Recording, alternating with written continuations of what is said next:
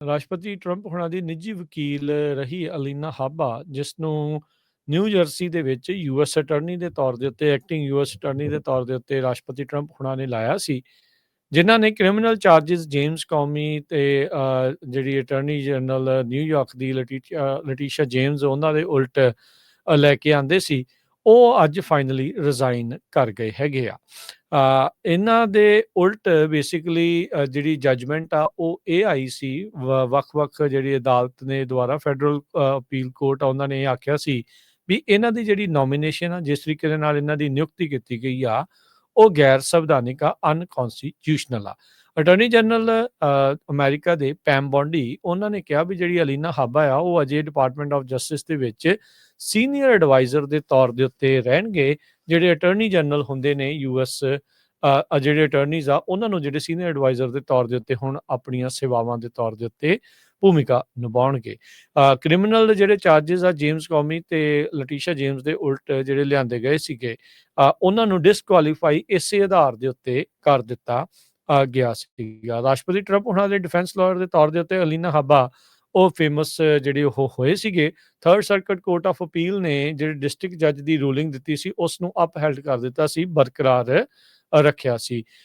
ਹਾਬਾ ਤੇ ਜਿਹੜੇ attorney general ਪੈਮ ਬੌਂਡੀ ਆ, ਉਹਨਾਂ ਦੇ ਬਾਰੇ ਜਿਹੜੀ ਐਡਵਾਈਜ਼ਰ ਦੇ ਤੌਰ ਦੇ ਉੱਤੇ ਰਹਿਣ ਦੀ ਗੱਲ ਉਹਨਾਂ ਨੇ ਦੱਸੀ ਹੈਗੀ ਆ।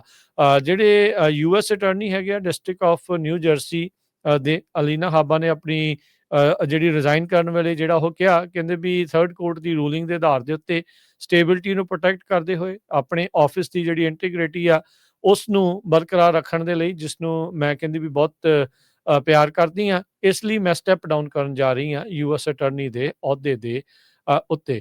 ਕਹਿੰਦੇ ਵੀ ਇਸ ਨੂੰ ਸਰੈਂਡਰ ਦੇ ਤੌਰ ਦੇ ਉੱਤੇ ਨਾ ਜਿਹੜਾ ਉਹ ਦੇਖਿਆ ਜਾਵੇ। ਇਹ ਡਿਸੀਜਨ ਦੇ ਨਾਲ ਜਸਟਿਸ ਡਿਪਾਰਟਮੈਂਟ ਨਾ ਹੀ ਉਹ ਕਮਜ਼ੋਰ ਹੋਊਗਾ ਤੇ ਨਾ ਹੀ ਮੈਂ ਕਮਜ਼ੋਰ ਹੋਊਂਗੀ। ਤੇ ਕਹਿੰਦੇ ਵੀ ਇਹ ਗਲਤੀ ਨਾ ਕਰਿਓ। ਕਹਿੰਦੇ ਵੀ ਨਿਊ ਜਰਸੀ ਤੋਂ ਤੁਸੀਂ ਮੈਨੂੰ ਤਾਂ ਬਾਹਰ ਕੱਢ ਦੂੰਗੇ, you can take the girl out of New Jersey but you can't take New Jersey out of the girl. So Alina Habba basically acting US attorney ਦੇ ਤੌਰ ਦੇ ਉੱਤੇ ਉਹ ਉੱਥੋਂ ਰਿਜ਼ਾਈਨ ਕਰ ਗਏ ਆ, ਪਰ ਸੀਨੀਅਰ ਐਡਵਾਈਜ਼ਰ ਦੇ ਤੌਰ ਦੇ ਉੱਤੇ ਉਹ ਬਰਕਰਾਰ ਜਿਹੜੇ ਉਹ ਰਹਿਣਗੇ। ਸੋ ਟਰੰਪ ਹੋਣਾ ਨੇ ਅਲੀਨਾ ਹਾਬਾ ਦੇ ਰੈਜ਼ਿਗਨੇਸ਼ਨ ਨੂੰ ਕਿਹਾ ਵੀ ਇਹ ਬੜੀ ਸ਼ੇਮ ਆ। ਕਹਿੰਦੇ ਵੀ ਉਹ ਡਿਸਕੁਆਲੀਫਾਈ ਨਹੀਂ ਜਿਹੜੀ ਉਹ ਕੀਤੀ ਗਈ।